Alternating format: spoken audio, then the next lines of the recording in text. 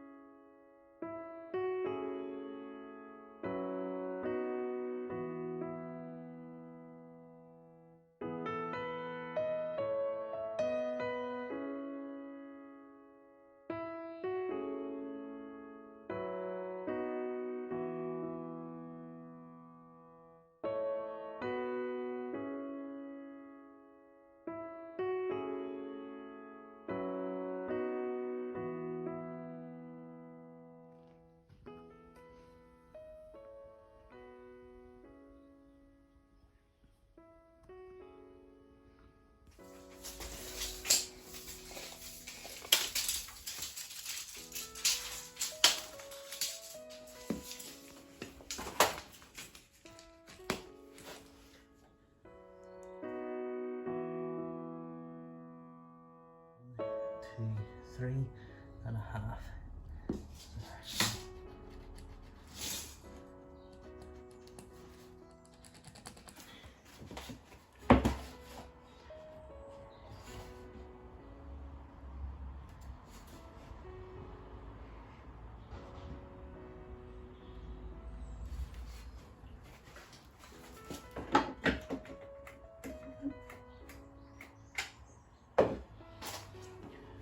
Battery.